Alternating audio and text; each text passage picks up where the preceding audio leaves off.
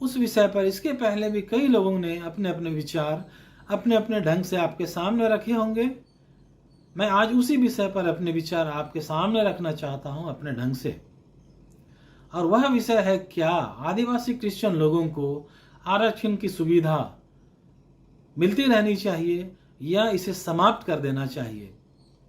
आजकल हम लोग सोशल मीडिया में और कई समाचार पत्रों में इस बात को बहुत प्रमुखता से पाते हैं कि आदिवासी लोग, जो लोग क्रिश्चियन बन चुके हैं, वे लोग आदिवासी रीति रिवाजों को नहीं मानते हैं, आदिवासी संस्कृति को वो छोड़ चुके हैं, इसलिए उन्हें आरक्षण की सुविधा नहीं मिलनी चाहिए, क्योंकि क्रिश्चियन बनने के बाद वे लोग आदिवासी नहीं रहे। आइए हम लोग इस पर विचार करते हैं।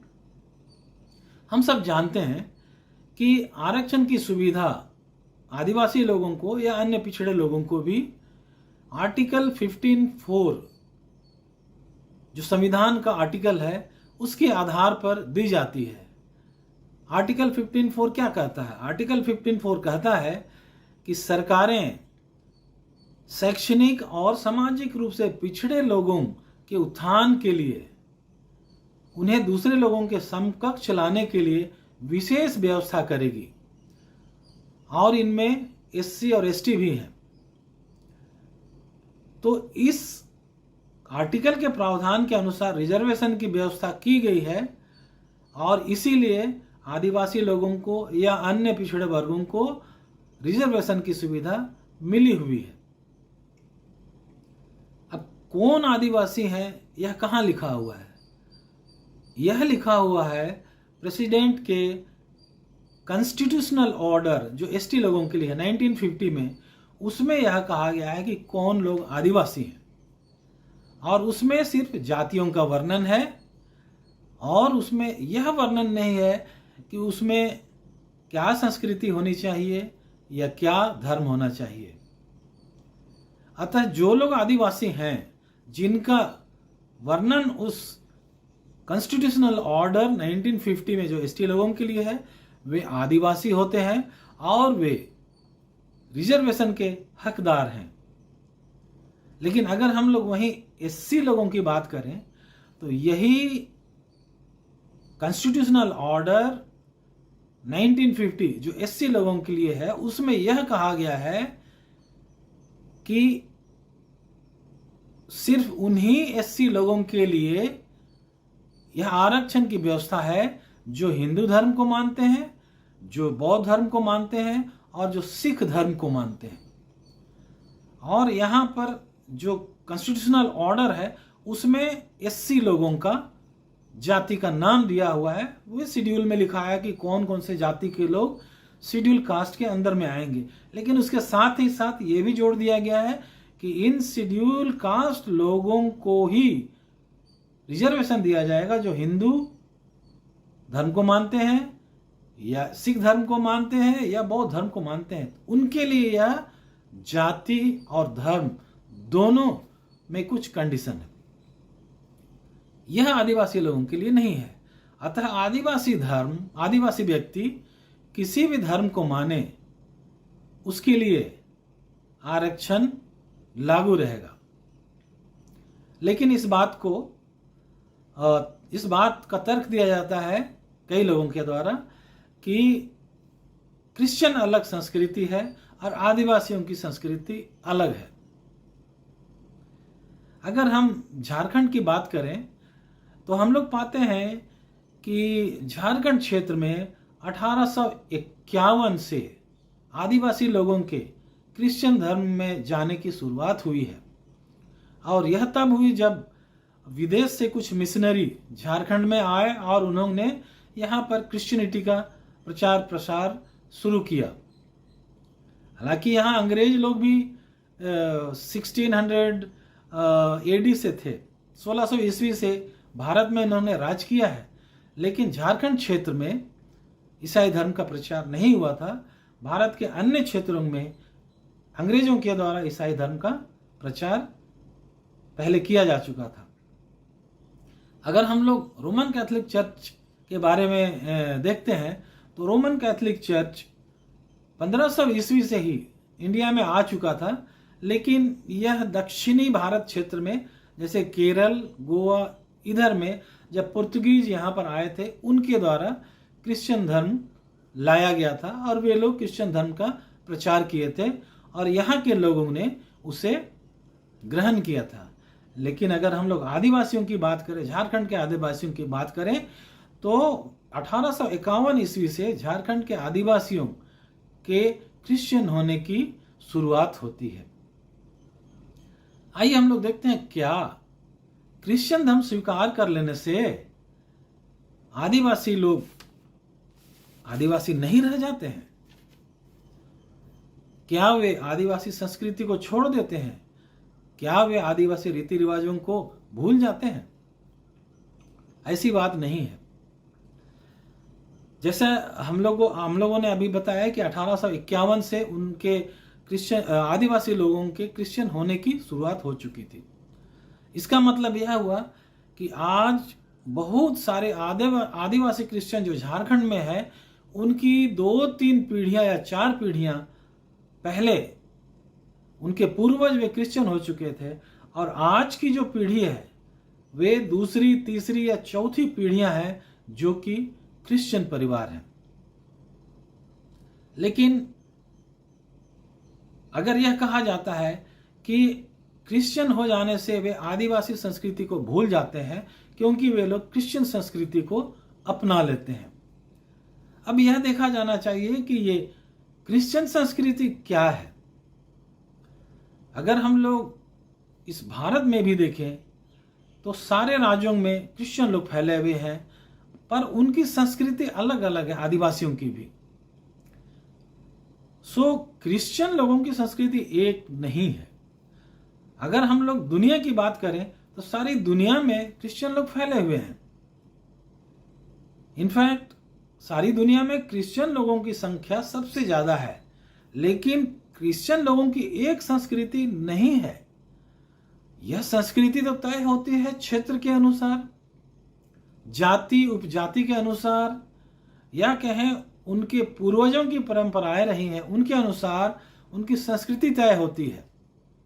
हाँ, धर्म के अनुसार कुछ संस्कृति भी प्रभावित होती है, या उसको हम लोग दूसरे शब्दों में कह सकते हैं कि संस्कृति के अनुसार भी धर्म प्रभावित हो सकती है।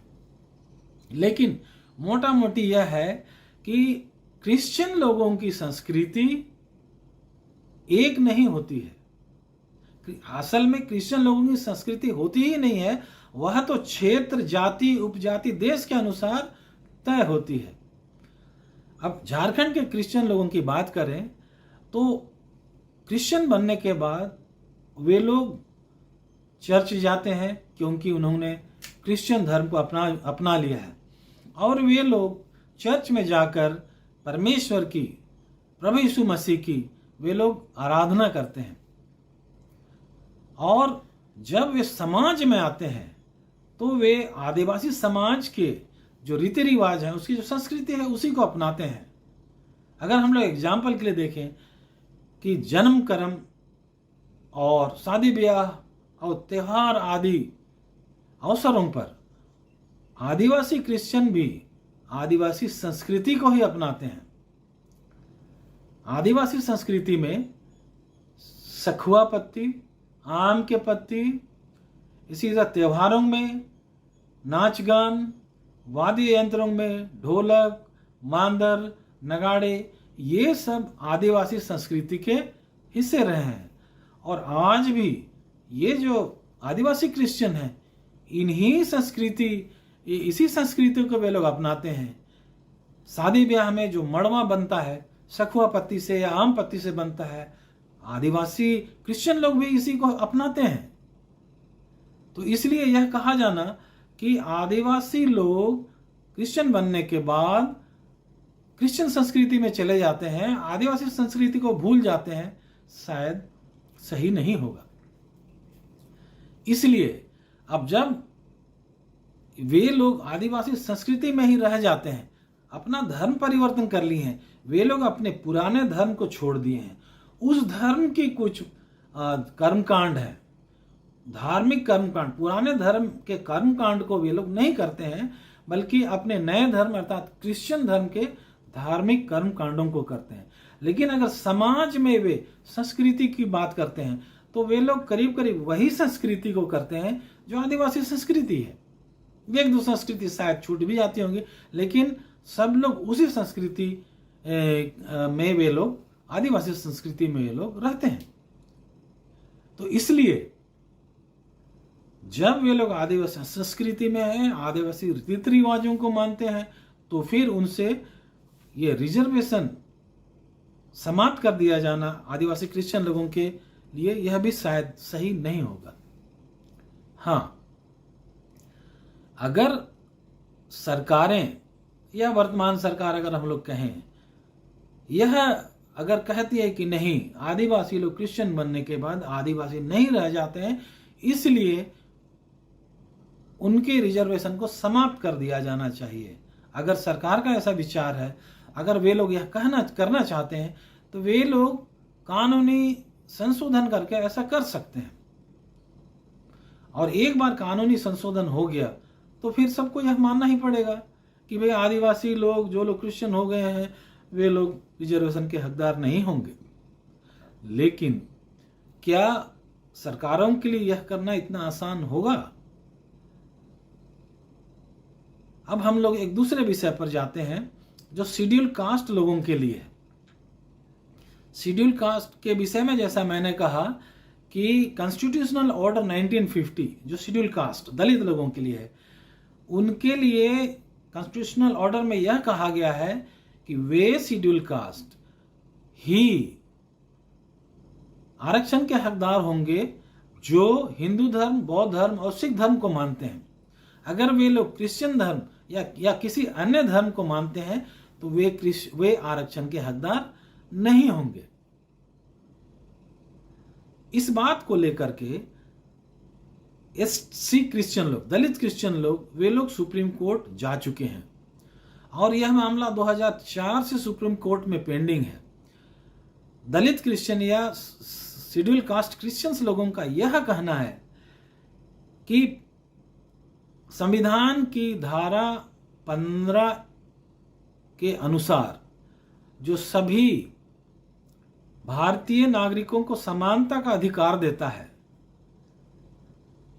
और समानता का अधिकार क्या कहता है? समानता का अधिकार कहता है किसी को उसके धर्म, लिंग, भाषा, क्षेत्र और उनकी जाति के अनुसार उसके साथ भेदभाव नहीं किया जाना चाहिए। धर्म के आधार पर भी नहीं, जाति के आधार पर भी नहीं, लिंग के अनुसार या क्षेत्र के अनुसार भी भेदभाव नहीं करना चाहिए। लेकिन यहाँ पर एससी क्रिश्चियन लोग के साथ क्या हुआ है कि धर्म के आधार पर उनके साथ यह भेदभाव किया गया है कि अगर आप क्रिश्चियन धर्म में जाते हैं, एक एससी अगर क्रिश्चियन धर्म को मान लेता है तो वह रिजर्वेशन का हकदार नहीं होगा, लेकिन वही एससी अगर हिंदू धर्म को मानता है, बौद्ध धर्म को मानता है, सिख धर्म को मानता है, तो वह रिजर्वेशन का हकदार होगा। तो यह तो धार्मिक रूप से भेदभाव हुआ ना। इसलिए वे लोग सुप्रीम कोर्ट में चले गए हैं। मामला 2004 से पेंडिंग है, लेकिन सुप्रीम कोर्ट भी इस विषय पर अभी तक कोई फैसला नहीं किया है, क्योंकि यह एक बड़ा सब्जेक्ट है और इस पर अगर उन्होंने कोई फैसला दिया तो यह एक बड़ा आंदोलन का कारण हो सकता है, क्योंकि समानता के अधिकार के विरुद्ध है। लेकिन चूंकि शुरू में संविधान के हमारे निर्माताओं ने शायद किन्हीं कारण से यह जोड़ दिया है, लेकिन है तो यह समानता के अधिकार के विरुद्ध। इसीलिए वे लोग सुप्रीम कोर्ट भी इस मामले को अभी गहराई से अध्ययन करना चाहती है और इसका फैसला अभी तक दिया नहीं गया है। तो अगर हम लोग इसी बात को आदिवासी क्रिश्चियन लोगों के ऊपर लागू करें, तो जब शुरू में यह संविधान बना या कानून का प्रावधान बना कि एसटी लोगों के लिए यह धर्म की बाध्यता नहीं रहेगी, वे किसी भी धर्म में रह सकते हैं, किसी भी धर्म को मान सकते हैं, उनके आदिवासी होने के स्टेटस पे कोई अंतर नहीं पड़ेगा। इसीलिए आदिवासी लोगों का जो आरक्षण है अभी तक बना हुआ है। आगे हम लोग नहीं कह सकते हैं कि क्या होगा। अगर वर्तमान सरकार या आगे की कोई भी सरकार अगर इस पर कानून बनाएगी तो उन्हें भी यह सोचना पड़ेगा कि एक केस ऑलरेडी पेंडिंग है एससी लोगों का कि समानता के अधिकार के विरुद्ध हमें रिजर्वेशन से वंचित किया जा रहा है, और यहाँ जो आदिवासी क्रिश्चियन लोगों को जो सुविधा मिली हुई है अगर उसको भी हटा दिया जाए, आदिवासी क्रिश्चियन लोगों को जो सुविधा मिली है उससे भी हटा दिया जाए जो कि समानता के अधिकार के अनुकूल है, तो यह थोड़ा मुश्किल होगा सरकार के लिए। इसीलिए अगर यह सरकार के पास आता भी है तो इतनी आसानी नहीं होगी, क्योंकि हम लोग अगर देखें तो यह समानता के अधिकार के विरुद्ध होगा जो संविधान में दिया हुआ है। इसी प्रकार धार्मिक स्वतंत्रता के अधिकार के विरुद्ध भी होगा, क्योंकि यह उन लोगों को एक पर्टिकुलर धर्म मानने से रोकती है।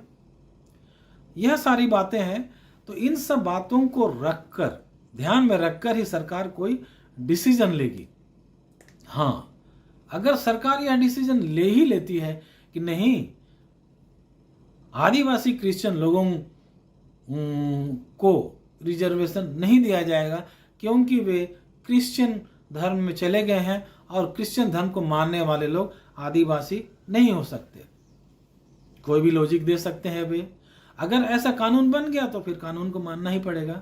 लेकिन उन्हें और एक बात ध्यान में रखना पड़ेगा कि बहुत सारी अंतर्राष्ट्रीय संस्थाएं हैं जो इन बातों पर नज़र रखती हैं कि किसी देश में क्या धार्मिक आधार पर भेदभाव किया जा रहा है। और एक दो बार इन संस्थाओं ने भारत को यह पत्र भी लिखा है, उनसे पूछा गया है कि आपके यहाँ धार्मिक स्वतंत्रता नहीं है या कम है। हालांकि भारत सरकार ने इस बात का जवाब दिया है कि हमारे यहाँ धार्मिक स्वतंत्रता पूरी है, लेकिन उनकी नज़र तो बनी रहती है। अगर इस प्रकार के कानूनों को पास किया गया तो निश्चित रूप से यह भारत सरकार को सवाल करने का विषय हो सकता है, वे लोग पूछ भी सकते हैं। तो जब इस प्रकार का कानून बनेगा तो भारत सरकार अपने अंतर्राष्ट्रीय छवि, इंटरनेशनल इमेज को भी ध्यान में रखेगी कि कोई यह बात ना कहे कि आपके यहाँ धार्मिक स्वतंत्रता नहीं है, क्योंकि आज भारत एक विश्व गुरु के रूप में उभर रहा है। इसकी मान्यता दुनिया के देशों में बढ़ी है, और इस हालत में शायद इस तरह का कदम उठाने के पहले भारत सरकार को बहुत सारा होमवर्क करना पड़ेगा, बहुत सारी तैयारी करनी पड़ेगी। इसके लिए सॉलिड लॉजिक लेके आना पड़ेगा, और इन सब को बातों के बाद अगर सरकार यह कानून लाती है तो फिर तो सबको इसे मानना ही पड़ेगा, हम लोग भी इसे मानेंगे। आज के वीडियो में इतना ही। सबों को बहुत बहुत धन्यवाद।